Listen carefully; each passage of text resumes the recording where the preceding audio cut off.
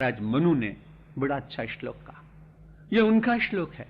न जातु कामः कामा नाम उपभोगे न शाम्यति। उपभोग के द्वारा कामनाओं को कभी कोई व्यक्ति शमित नहीं कर सकता। उपभोग करने के साथ साथ चिंतन ये रहे और अनुभव ये रहे कि इतना सेवन करने के बाद भी तृप्ति तो हुई नहीं, इसलिए यह संसार का सेवन तृप्ति प्रदान कर देगा, यह मिथ्या भ्रम है। यदि इस प्रकार से उन वस्तुओं का सेवन करेगा तो धीरे धीरे बिना किसी महात्मा के उपदेश के ही विराग मन में उत्पन्न होगा। वस्तु का सेवन करते हुए आंतरिक विवेचन यदि बना रहा, इसमें कितना सुख है, कितनी शांति है, कितनी परितृप्ति है, कितने समय तक ये सुख दे सकता है, ये सारा विवेचन यदि साथ चले तो उसके बाद धीरे धीरे अपने आप ही मन किसी उससे श्रेष्ठ तत्व को ढूंढने का प्रयत्न करता है। मानो पहले सामान्य रहता है, सामान्य के बाद श्रेष्ठ वस्तु का सेवन करता है, श्रेष्ठ वस्तु के साथ श्रेष्ठ तर की खोज करता है, और जब श्रेष्ठ तर मिल जाता है तब उसकी ललक श्रेष्ठतम के लिए होती है, और उस श्रेष्ठतम तत्व को प्राप्त करने के लिए वो विवेक की ओर जाता है। मूर्खोस्तिको यस्तु विवेकहीना, यह विवेकहीना सैव मूर्खा। जो विवेकहीन है वो मूर्ख है, और विवेक से एक बार हम गिर पड़ते हैं तो बड़ी कठिनाई होती। गंगा जी तो बड़े आनंद से हिमालय के गह्वर में विराजमान थी, लेकिन गंगा जी के मन में क्षोभ उत्पन्न किया, स्पंदन उत्पन्न किया। किसने उत्पन्न किया? जिसको स्वार्थ होता वो तो करेगा। भगीरथ ने बड़ी साधना की, क्योंकि उसको अपने सगर सुतों को पवित्र करने के लिए गंगा की धारा की आकांक्षा थी। उसने साधना की, तो साधना करने के बाद गंगा माता के भीतर क्षोभ उत्पन्न हुआ, स्पंदन उत्पन्न हुआ, चांचल्य उत्पन्न हुआ, और उन्होंने उस गिर गह्वर को तोड़ा। गोमुख से प्रकट हुई, हर हर नाद प्रारंभ हुआ।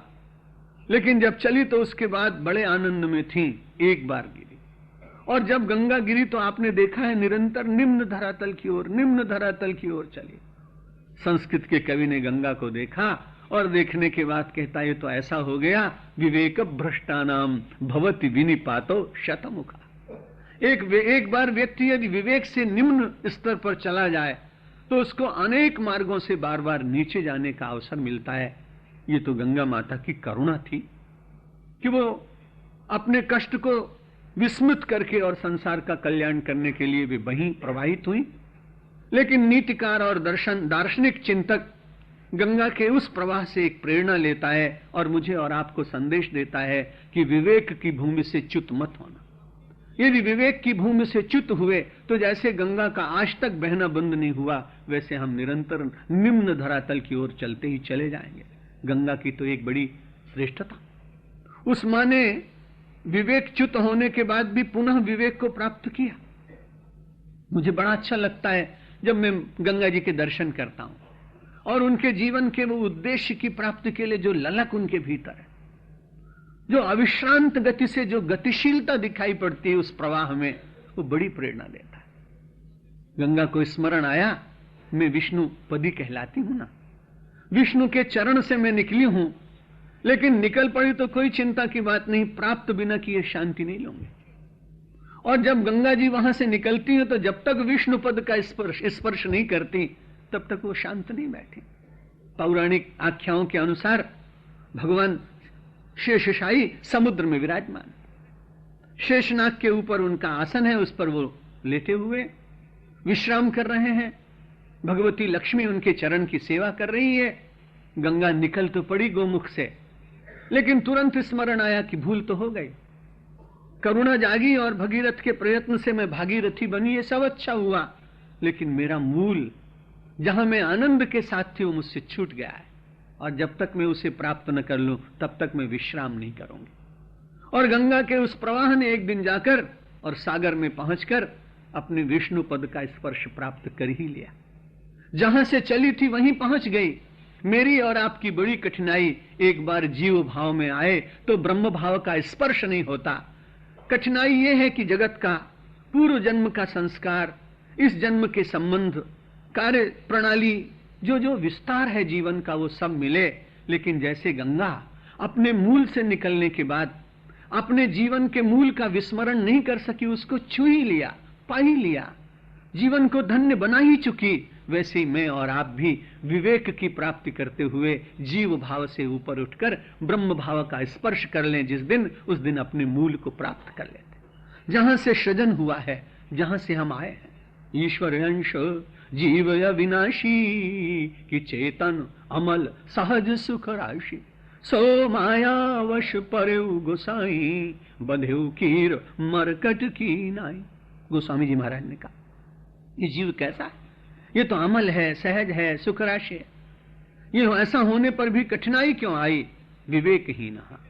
जब विवेक उसका समाप्त हो गया, जब विवेक से च्युत हो गया, तब कठिनाई क्या हुई? बंधेउ कीर मरकट की नाई, तोते की तरह से बंध गया पिंजरे में, मरकट की तरह से और मदारी के द्वारा जंजीर में बांध लिया गया। लेकिन कई बार मरकट थोड़े दिन तक चंचलता में रहता है, लेकिन उसके बाद फिर भी वो कम से कम शांत तो हो जाता है।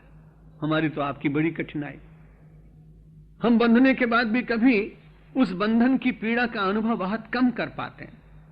उसको जब अवसर कभी मिल जाता है तो चला भी जाता है, लेकिन हमको कभी अवसर मिलते हैं तो हम उसका बहुत उपयोग नहीं कर पाते। सो माया वश परयो गोसाई, बंधेउ कीर मरकट की नाई। जंगल में बड़े आनंद के साथ विचरण कर रहा, थोड़ा सा विवेक नष्ट हुआ इसलिए बंधन में पड़ा। वो उसने, पकड़ने वाले ने विचार किया कि इसको अच्छी वस्तु क्या लगती है, तो पता लगा कि मरकट को सौंधे चने बड़े अच्छे लगते हैं।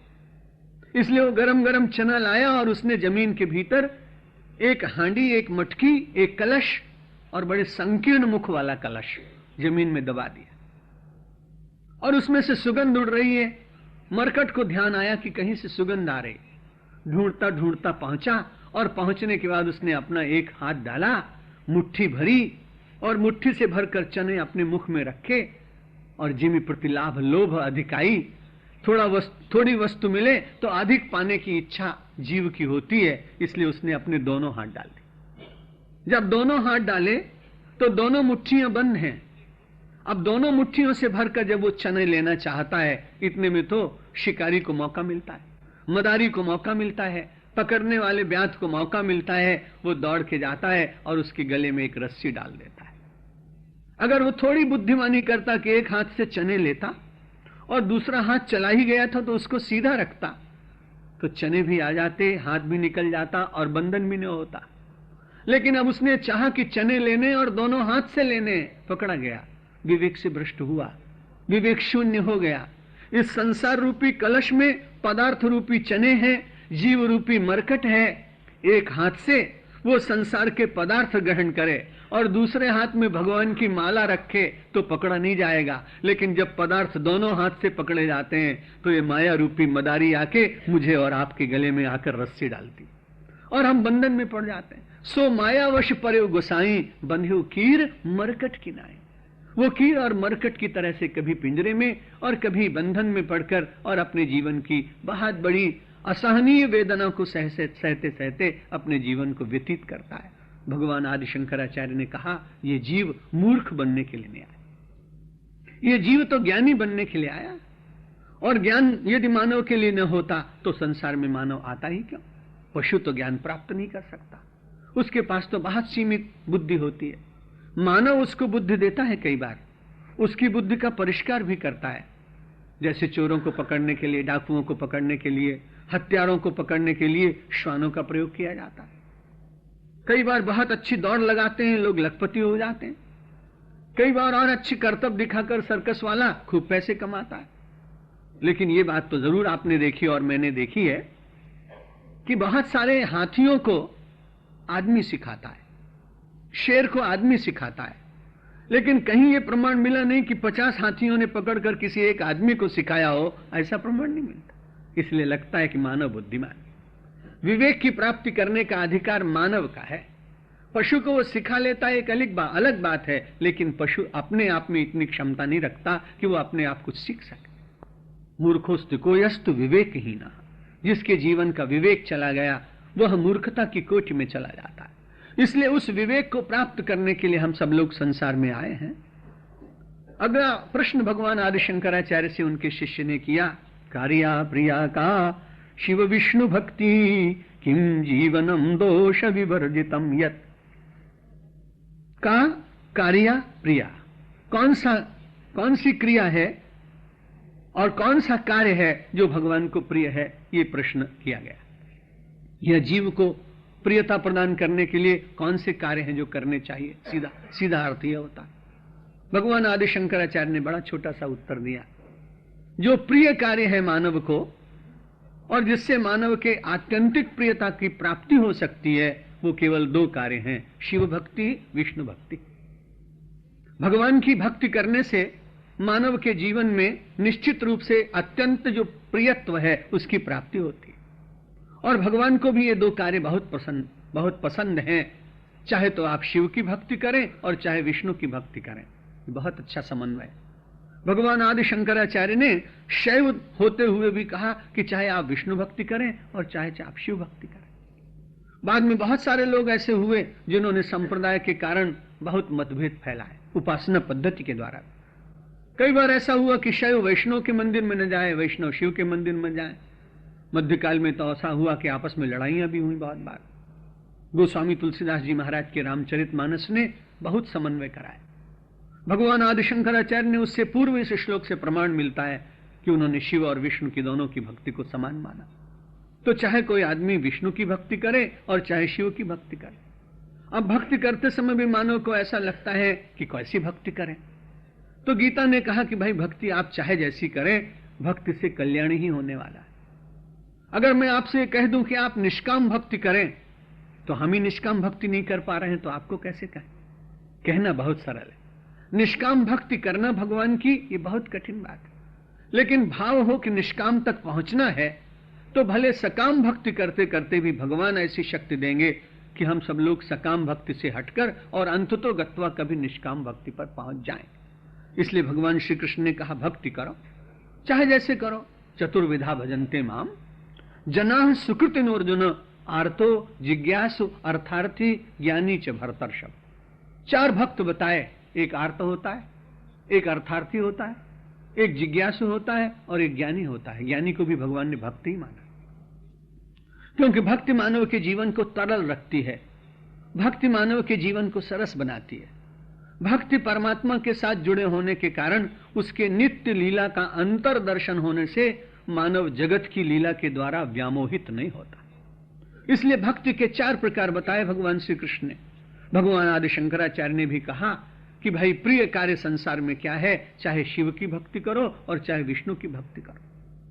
अब चाहे आप दुखी हो तो भी भगवान की शरण में जाइए, और अगर आपको कुछ पाने की इच्छा हो तो भी भगवान की शरण में जाइए, और यदि आपको भगवान के लिए भगवान को जानना हो तो भी भगवान के पास जाइए। और भगवान से आपको कुछ न पाना हो, मन में यह विचार आए कि भगवान से मैं क्या लूंगा, मैं स्वयं ही भगवान हूं, तो भी आपको भक्ति करनी चाहिए। ज्ञानी यही तो कहता है। ज्ञानी में जीव और ब्रह्म का भेद समाप्त हो जाने के कारण वो अहम ब्रह्मास्मि कहता है कि मैं ही ब्रह्म हूं, मैं किससे मांगूंगा। स्वामी रामतीर्थ मस्ती में कई बार कहा करते थे, अरे सूर्य को प्रकाश मैं देता हूं, चंद्रमा को शीतलता मैं देता हूं, नक्षत्रों की टिमटिमाहट में हूं, मृत्तिका की सुगंध में हूं, पवन का प्रवाह में हूं, नदियों की सरिता की चंचलता में हूं, हिमालय की स्थिरता में हूं, क्योंकि मैं ही तो व्यापक होकर संसार में बैठा हूं।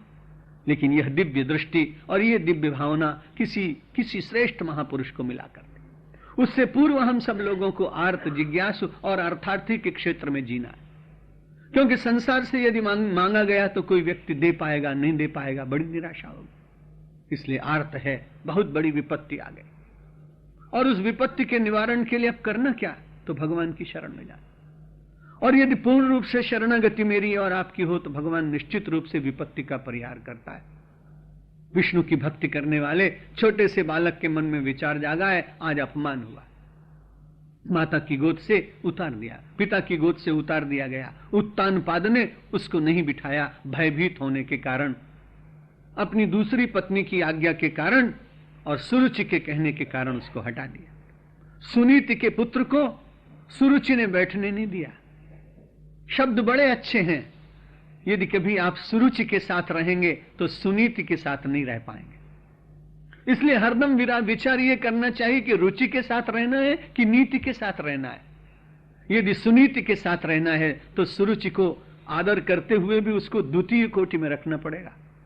यदि सुरुचि सुनीति के ऊपर अपना शासन करने लगेगी तो सुरुचि से जागतिक वस्तुएं तो मिल जाएंगी, लेकिन सुनीति का अपमान होने के कारण आध्यात्मिक जीवन नष्ट हो जाएगा। आज बड़ी कठिनाई हुई।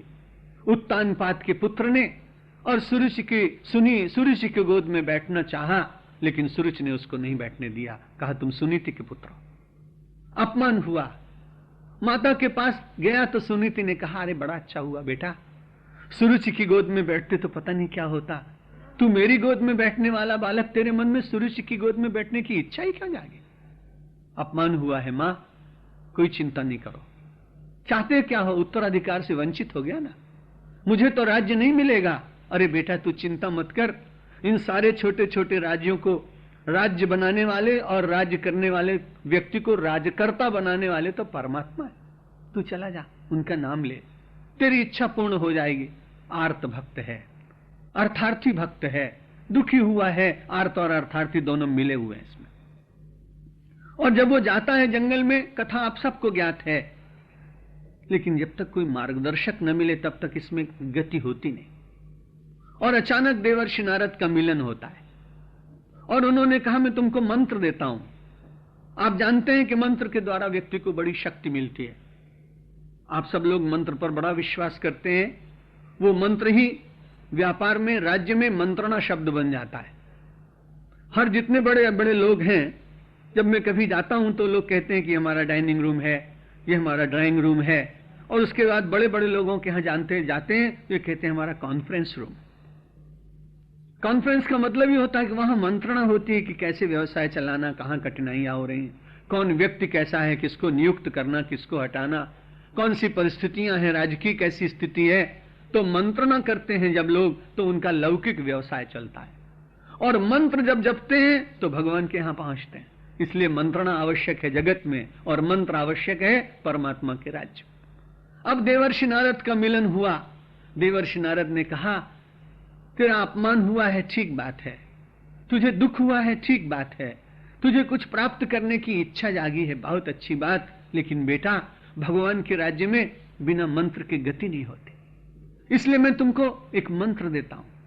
आप सबने सुना होगा ओम नमो भगवते वासुदेवाय का मंत्र दिया, और उस मंत्र के जप करने से अब भक्ति के क्षेत्र में है विष्णु की भक्ति हो रही। कारिया प्रिया का शिव विष्णु भक्ति, चाहे शिव की भक्ति करें और चाहे विष्णु की भक्ति करें, और भगवान की भक्ति करते करते प्रसन्न होते हैं भगवान। मार्ग में बड़े प्रलोभन आते हैं। भक्ति के क्षेत्र में चलते समय भी व्यक्ति के सामने बहुत प्रलोभन आते हैं। उन प्रलोभनों पर विजय प्राप्त करते हुए व्यक्ति चले और प्राप्तव्य तक चलता चला जाए तो प्राप्तव्य परमात्मा प्रसन्न होकर उनकी जो बीच में परीक्षाएं हुई हैं उनसे भी बड़ा प्रसन्न होता है कि तू विचलित नहीं हुआ। इतने लोग तुझे विचलन प्रदान करने के लिए आए और तू विचलित नहीं हुआ, तो परमात्मा का उसे प्रसाद मिलता है, भगवान मिल जाए। दूसरी ओर पौराणिक एक आख्या और स्मरण में आती है। आख्यान उपमन्यु नाम के एक बड़े अच्छे हुए, और उपमन्यु के पिता का नाम था व्याघ्रपाद, ध्रुव के पिता का नाम है उत्तानपाद, और उपमन्यु के पिता का नाम है व्याघ्रपाद। बड़े तपस्वी व्यक्ति थे। और एक दिन उपमन्यु के मन में विचार जागा कि मां मुझे भूख लगी है, प्यास लगी है, तू मुझे दूध दे दे। बड़ा विपन्न जीवन था, तपस्वी जीवन था, और उन्होंने चावल के आटे को घोलकर और सफेद बनाकर श्वेत और गिलास में उपमन्यु को दे दिया। उपमन्यु ने जैसे ही पिया तो उसने रख दिया। उसने कहा मां मैं एक बार अपने मामा के यहां गया था, तब मैंने असली दूध पिया था, मुझे मालूम है कि ये दूध नहीं है, दूध का रंग दिया है तूने। मां ने कहा बेटा हम तो बहुत ही सामान्य स्थिति के लोग, तेरे पिता निरंतर तपश्चर्या साधना करते हैं, घर में इतना पैसा नहीं, और तुम्हें मैं तुझसे झूठ बोल नहीं सकती हूं बेटा, मैंने दूध नहीं दे सकती थी, पर तेरी भावना का रक्षण करने के लिए और तुझे चावल का आटा घोलकर ये दूध दे दिया। मां मुझे तो ऐसी विपन्न स्थिति पर दूध पीने की इच्छा है। तो उन्होंने कहा कि तुम ऐसा करो, भगवान शंकर की उपासना करो। यदि भगवान शंकर की उपासना करोगे तो भगवान तेरे को क्षीर सागर प्रदान कर देंगे, दूध नहीं दूध का सागर तुझे मिल जाएगा। और उपमन्यु ने बड़ी साधना की। उपमन्यु की साधना से प्रसन्न होकर, और इंद्र को बड़ा डर लगता है, दुनिया में जो बहुत बड़े लोग होते हैं उनको कभी कभी सामान्य आदमी से डर लगता है। बड़ी ताज्जुब की बात, बेचारा जंगल में बैठा है, कुछ बात नहीं है, भगवान का नाम ले रहा है, उपासना कर रहा है, पर इंद्र को बड़ा डर लगा। इंद्र ने सोचा कि इतनी बड़ी तपस्या न कर ले कि कहीं अपना आसन छिन जाए। इस देश में और कोई तकलीफ नहीं है, आसन छिन जाने के लिए सारी लड़ाइयां हैं, लाखों रुपए खर्च होते हैं कि हमारा आसन बना रहे। और ये बड़ी कठिनाई है कि दुनिया में आज तक किसी के आसन सुरक्षित नहीं रहे हैं। जो लोग आसन को सुरक्षित रखना चाहते हैं उनके आसन कई बार हिल जाते हैं, और जो परमात्मा, जो सर्व सिंहासन पर विराजमान परमात्मा की शरण में जाता है, वो आसन विहीन होकर भी, निरासन होकर भी बड़े आसन का आनंद ले लेते हैं। बड़ा विचार आया, उपमन्यु ने साधना करनी प्रारंभ की। इंद्र घबराया, भगवान शंकर ने उसको कहा कि नहीं, मेरा भक्त है, तुम बीच में बाधा मत डाल। और इंद्र का रूप बना के स्वयं ही भगवान आ गए, शंकर जी, और उन्होंने कहा बेटा तुझे क्या चाहिए? उसने कहा आप कौन है? अरे मैं देवेंद्र हूं, देवताओं का अधिपति। तो कहा आप महाराज जाइए, मेरे भजन में बाधा मत डालो, मेरा मंत्र जब मैं चल रहा है इसमें बाधा उपस्थित होती है, मैं तुम्हें सब कुछ दे सकता हूं, मांगो तो सही। उसने कहा चले जाइए, मुझे बड़ा कष्ट है, मेरी बड़ी कठिनाई है, आप इंद्र हैं, सब कुछ दे सकते हैं, लेकिन मेरी एक प्रतिज्ञा है, यदि शिव मुझे नहीं देंगे तो मैं इंद्र से नहीं लूंगा। अगर लूंगा तो मैं अपने आराध्य से लूंगा, अपने इष्टदेव से लूंगा, याचना करूंगा तो उसी से करूंगा जिसके लिए समर्पित हूं। आप चले जाइए, मेरे भजन में बाधा मत डालिए। ऐसा दिव्य विचार देखने के बाद में भगवान शंकर ने अपना स्वरूप बदला, और जो सुंदर से आसन पर विराज में थे वो वाहन तो वृषभ बन गया, और वृषभ के ऊपर भगवान शंकर विराजमान, और उनके बगल में विराजमान उमा, उनका दर्शन करके धन्य हो गया। भगवान शंकर से प्रार्थना करी उसने की, महाराज आपके दर्शन के लिए तो मैं लालायित था। कारिया प्रिया का शिव विष्णु भक्ति, विष्णु की भक्ति से उत्तान पाद के पुत्र को विष्णु का दर्शन हो गया, और शिव की पूजा करने से व्याघ्रपाद के पुत्र उपमन्यु को भगवान शंकर के दर्शन हो गए। जब दर्शन हो गए तो बड़ी विचित्र बात है कि भगवान का दर्शन होने के बाद में आकांक्षा अपने आप टूटती है। ये बड़ी विचित्र बात। कहां तो अपनी एक इच्छा की पूर्ति के लिए कर रहा था साधना, और विभीषण से का भी आपने प्रसंग सुना होगा। जब भगवान के पास पहुंचता है तो भगवान ने उसको लंकेश कह दिया, समुद्र से जल मंगाया और उसका अभिषेक कर दिया। जब भगवान ने पूछा कि तुमको क्या चाहिए, तो वो कहता है महाराज जब मैं आया तब तो मैं बहुत आकांक्षा लेके आया था, लेकिन जब आपके दर्शन हुए तो पता नहीं क्या रूपांतरण हुआ। यद्यपि प्रथम वासना रही, प्रभुपद प्रीति सरित सो बही। जब मैं आया तब तो मैं बड़ी आकांक्षा लेके आया था, लेकिन जब आपका दर्शन किया तो महाराज आपकी प्रभु पद प्रीति, आपके प्रेम की सरिता में मेरी वासना बह गई। परमात्मा का स्मरण करते करते जब वासना बहने लगे, कम होने लगे, तो समझिए कि अब अपने भीतर प्रीति की सरिता की हिलोरें आने लगे, उर्मियां उठ रही हैं और जीवन धन्य हो रहा है। उपमन्यु ने कहा महाराज आप कहते हो कुछ मांगो, लेकिन अब मेरी कोई इच्छा नहीं। भगवान शंकर ने कहा नहीं बेटा उपमन्यु कुछ तो मांग ले। उनने कहा महाराज यदि आप इतना हट करते हो तो मेरी यही आकांक्षा है कि आपसे कभी मांगने की मुझे इच्छा ही नहीं हो, यही आप वरदान दे दीजिए। उपमन्यु को ने बहुत सुंदर स्तोत्र लिखे हैं, समय नहीं, बहुत ही अच्छी उसने भगवान शिव की आराधना में स्तोत्र का है, एक एक शब्द उसका बड़ा मंगलकारी है। अब भगवान शंकर बार बार कह रहे हैं कि मुझे तुम मुझसे कुछ मांग लो, कुछ मांग लो।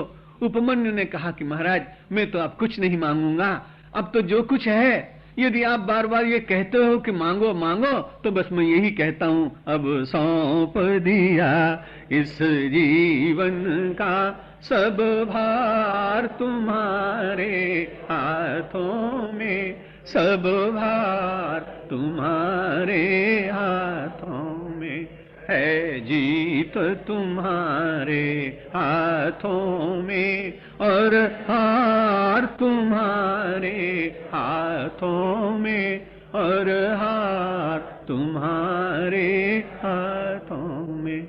मेरा निश्चय बस एक यही, एक बार तुम्हें पा जाऊं मैं, एक बार तुम्हें पा जाऊं मैं। अर्पण कर दूं दुनिया भर का सब प्यार तुम्हारे हाथों में, सब प्यार तुम्हारे। जो जग में रहूं तो ऐसे रहूं जो जल में कमल का फूल रहे, जो जल में कमल का फूल रहे। मेरे सब गुण दोष समर्पित हो करता तुम्हारे हाथों में, भगवान तुम्हारे हाथों में। यदि मानव का मुझे जन्म मिले तो तव चरणों का पुजारी बनूं, तो तव चरणों का पुजारी बनूं। इस पूजक की एक एक रग का होतार तुम्हारे हाथों में, होतार तुम्हारे हाथों में। जब जब संसार का कैदी बनूं, निष्काम भाव से कर्म करूं, निष्काम भाव से। फिर अंत समय में प्राण तजूं, निराकार तुम्हारे हाथों में, साकार तुम्हारे हाथों में। मुझ में तुझ में बस भेद यही, मैं नर हूँ तुम नारायण हो, मैं नर हूँ तुम नारायण हो। मैं हूँ संसार के हाथों में, संसार तुम्हारे हाथों में, संसार तुम्हारे हाथों में। अब सौंप दिया इस जीवन का सब भार तुम्हारे हाथों में, सब भार तुम्हारे हाथों में। है जीत तुम्हारे हाथों में और हार तुम्हारे हाथों में, और हार तुम्हारे हाथों में। शंकर भगवान की जय, रामचंद्र भगवान की जय, कृष्णचंद्र भगवान की जय, जगदम्बे माता की जय, पवन सुत हनुमान की जय, सनातन धर्म की जय, भारत माता की जय, सब संतों की जय। ओम नमः पार्वती पतये, हर हर महादेव।